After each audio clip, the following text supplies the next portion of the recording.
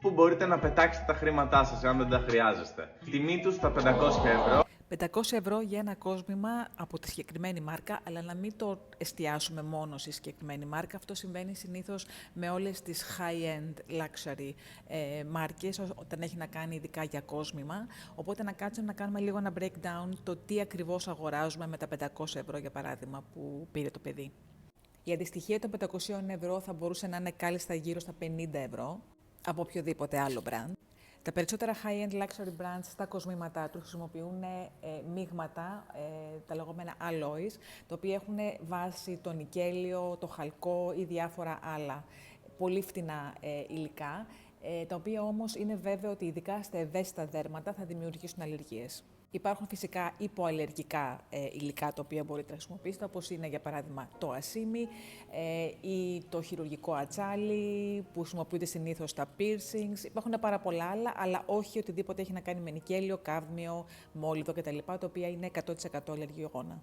Το price tag των 500 ευρώ δεν ανταποκρίνεται σε καμία περίπτωση στην ποιότητα των υλικών, αλλά στο status, στο brand name, στο marketing, το οποίο όπως βλέπετε φεύγει περίπου το 80% του budget. Οπότε όταν αγοράζετε ένα high-end luxury κόσμημα, δεν παίρνετε ποιότητα, αλλά πρέπει να γνωρίζετε ότι παίρνετε το status, το όνομα κτλ.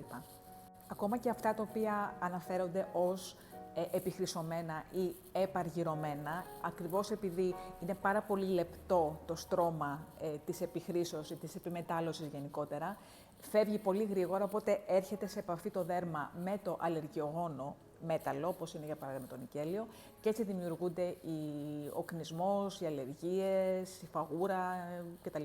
Αυτό έχει κρυφό κόστος για την υγεία, γιατί οι φθηνές βάσεις, εκτός από κνισμό, φαγούρα κτλ., μπορεί να δημιουργήσουν μέχρι και μόνιμες ευαισθησίες ή και αλλεργίες στο δέρμα.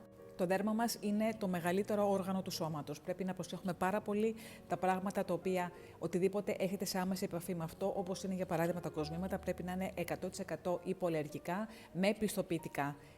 Δεν είναι μία τσάντα ή ένα ζευγάρι παπούτσια, που είναι σαφώς πολύ πιο απλά τα πράγματα. Δεν μας πειράζει να μην είναι και τόσο καλή η ποιότητα. Αυτό το οποίο πληρώνουμε είναι το brand, είναι το status, είναι το marketing και όλα τα λοιπά. Όσον αφορά το κόσμο, θα πρέπει να είμαστε λίγο πιο προσεκτικοί.